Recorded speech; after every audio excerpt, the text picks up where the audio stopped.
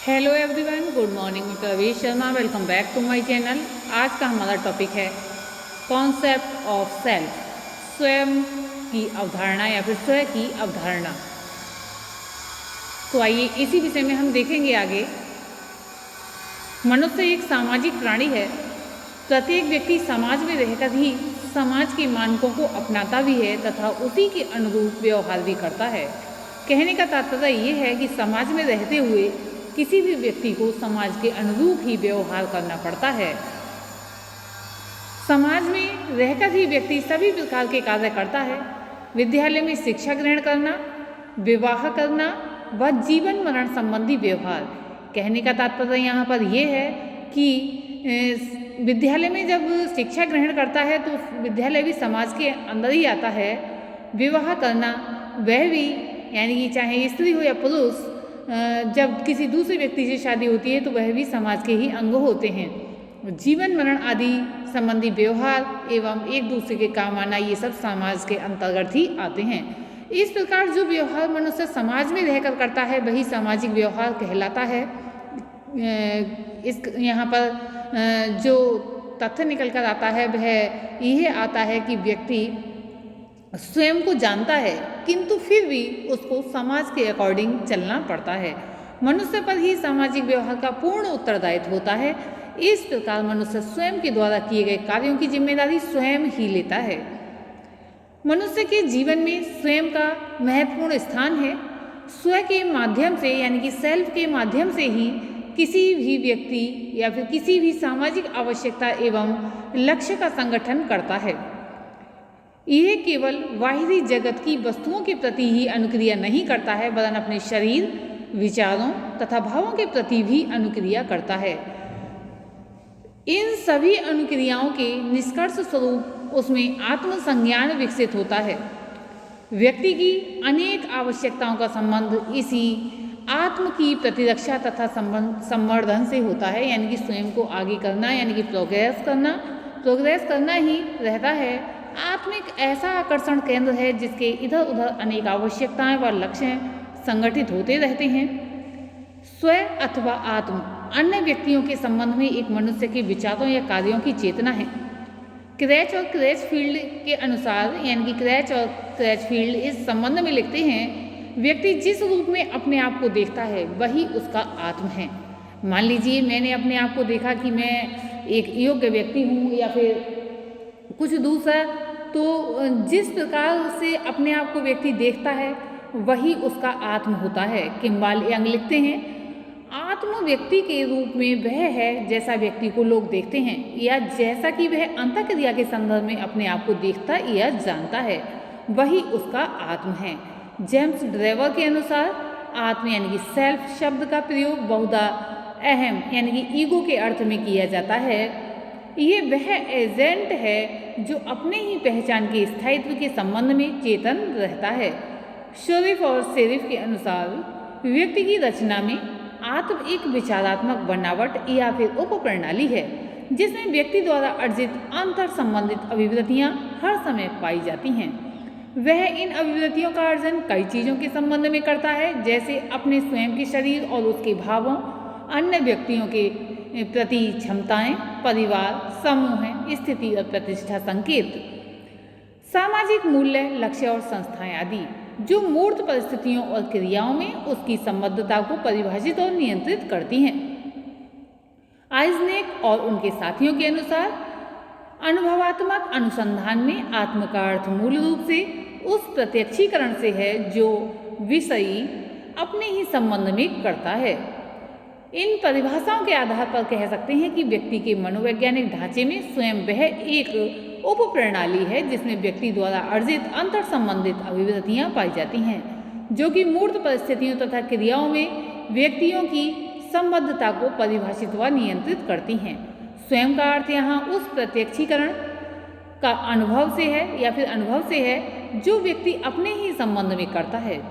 व्यक्ति की स्वयं की अभिव्यक्ति के तीन पहलू होते हैं, ज्ञानात्मक यानी कि कॉग्निटिव और दूसरा है भावात्मक यानी कि अफेक्टिव और तीसरा है व्यवहार परक बिहेवियरल। तो ज्ञानात्मक पहलू के बारे में हम देखेंगे यहाँ स्वयं के प्रति अभिवृद्धि के ज्ञानात्मक पहलू का अर्थ आत्म की अंतर्वस्तु से है।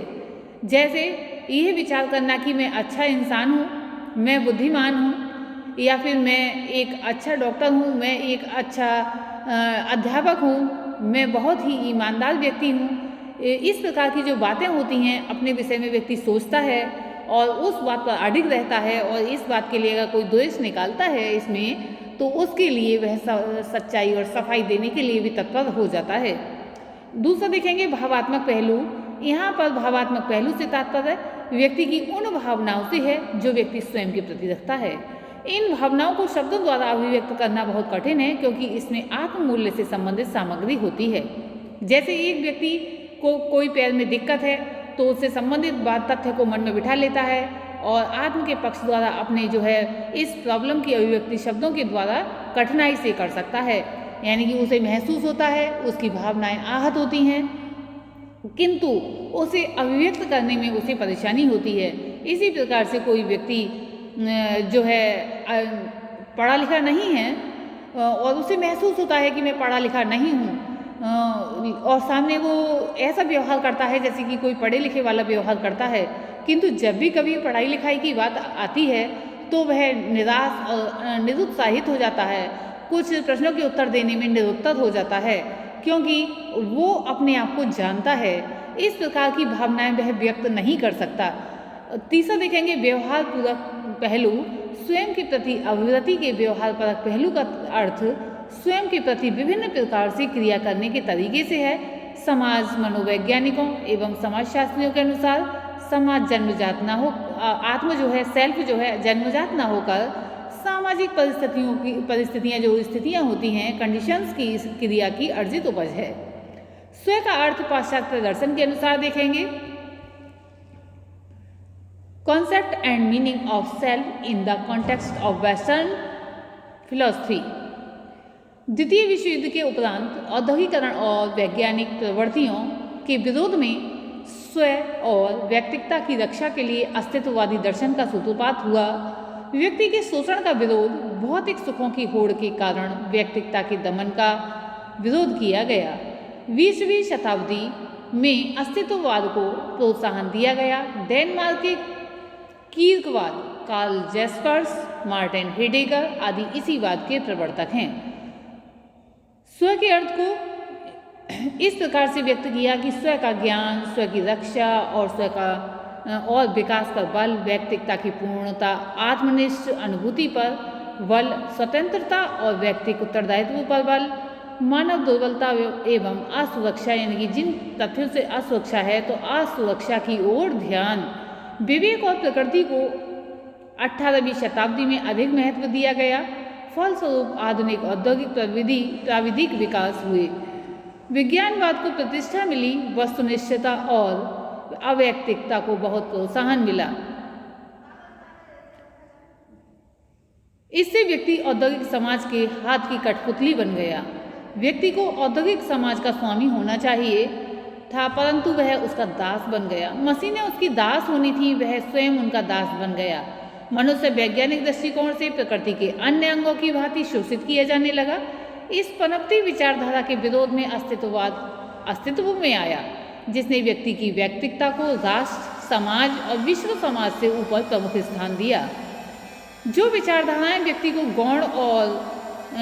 को गौण मानकर समाज या समूह के हित में उनका शोषण करती हैं, उन्हें अस्तित्ववाद बिल्कुल स्वीकार नहीं करता है। वह व्यक्ति शोषण की प्रवृत्ति चाहे साम्यवाद में हो या फिर समाजवाद में हो, उसका डटकर विरोध करता है। यद्यपि व्यक्तिगता के साथ साथ समाज की भी भारी आवश्यकता है, जिसे अस्तित्ववाद भली प्रकार स्वीकार करता है, परंतु वह व्यक्ति को समाज से ऊपर स्थान देता है और व्यक्तिगता के विकास के लिए समाज को एक साधन रूप मानता है या साधन मात्र मानता है। कुछ लोग मानते हैं कि अस्तित्ववाद तार्किक अनुभववाद की भांति ही है। अस्तित्ववाद आधुनिक औद्योगिक और प्राविधिक भावनाओं का विरोध करता है। अस्तित्ववादियों की दृष्टि में अस्तित्ववाद समय की सीमाओं में बंधा हुआ नहीं है। ये ना प्राचीन है, ना आधुनिक है और ना नवीन है। ये पहले भी था, आज भी है और आगे भी रहेगा। व्यक्ति अपनी सत्ता या फिर अस्तित्व को बनाए रखने के लिए कैसे प्रयत्न करे और कैसे सफलता प्राप्त करे, ये सदैव प्रयत्न होते रहे हैं और हो रहे हैं और होते रहेंगे। अस्तित्ववाद की प्रधानता के आधार पर यानी कि स्व के माध्यम से अस्तित्ववाद की प्रधानता का आधार या के आधार स्व के माध्यम से अस्तित्ववाद व्यक्ति के आत्म की सचेतना, उसकी तात्कालिक और आंतरिक अनुभूति में विश्वास रखते हुए उसे बनाए रखना चाहता है। व्यक्तित्व का अस्तित्व उसकी मूलभूत रचना के कारण आवश्यक है। व्यक्ति का जीवन तभी सार्थक है जब उसकी व्यक्तित्व के अस्तित्व को स्वीकार कर लिया जाता है। तभी व्यक्ति आत्म यानी कि सेल्फ के प्रति सचेत और आश्वस्त हो पाता है। अस्तित्ववाद के अनुसार स्व का अर्थ केवल व्यक्ति मात्र नहीं है, वरन उसका संपूर्ण अर्थ है पूर्ण, शक्तिशाली, आत्मचेतनायुक्त, सम्मान, उत्तरदायी और प्रगतिशील जीवन बनाए रखना। कुछ अर्थ इस प्रकार से हैं, जैसे आत्मनिष्ठ अनुभूति पर बल, व्यक्ति को आत्मनिष्ठ अनुभूति होती रहे और वह आत्मचेतना या आत्म सचेत होकर आत्मसम्मान बनाए रखे। यही सत्तावादी अस्तित्ववादी दृष्टिकोण है। व्यक्ति को आत्मज्ञान, आत्मानुभूति और आत्म सचेतना का निरंतर अवसर मिले, तभी व्यक्ति आंतरिक जीवन के अवधान का केंद्र बन सकता है। वह ऐसी दशा में भौतिक उपलब्धियों का दास नहीं वरन स्वामी होगा। हमें अंतर जीवन से ही सत्य की अनुभूति होती है, तभी संभव है कि व्यक्ति को आत्मानुभूति का सुअवसर मिले। स्वतंत्रता और व्यक्तिगत उत्तरदायित्व पर बल। अस्तित्ववाद के अनुसार व्यक्तिगत रुचियाँ और व्यक्तिगत निर्णय का बहुत महत्व होता है। वे सब व्यक्ति के स्वतंत्र वातावरण पर निर्भर करते हैं। आज की औद्योगिकी ने व्यक्ति की व्यक्तिगता या फिर कहें व्यक्तिगत स्वतंत्रता बिल्कुल छीन ली है। वह व्यक्ति की यथार्थता और व्यक्तिगत उत्तरदायित्व से वंचित होता जा रहा है। व्यक्ति को व्यक्तिगत स्वतंत्रता मिलनी चाहिए, जिससे वह व्यक्तिगत रुचियों का विकास कर सके, आत्मानुभूति कर सके और व्यक्तिगत निर्णय ले सके। मानव दुर्बलता एवं सुरक्षा की ये कहीं असुरक्षा की ओर ध्यान अस्तित्ववाद विश्व समाज का ध्यान व्यक्ति की मानव दुर्बलता और असुरक्षा की ओर खींचना चाहता है। आज के वैज्ञानिक समाज जीवन में व्यक्ति चिंताओं, निराशाओं, तनावों, भय, अपराध भावना से त्रस्त जीवन व्यतीत कर रहा है। उसकी व्यक्तिगत निरंतरता कुंठित होती जा रही है। इस स्थिति में व्यक्तिगता बचेगी भी, इसमें संदेह है। ऐसा हुआ तो व्यक्तिगता के अभाव में मानव सभ्यता और विकास रुक जाएगा। इसलिए व्यक्ति की व्यक्तित्व की जो है सुरक्षा और अस्तित्व की रक्षा के लिए आवश्यक है कि उसे चिंता, निराशा, तनाव और भय से मुक्त स्वतंत्र वातावरण मिलना चाहिए। अब इसके बाद हम देखेंगे अस्तित्ववाद के कुछ अनुयायी और उनके विचार। आज की इस वीडियो में इतना ही। धन्यवाद।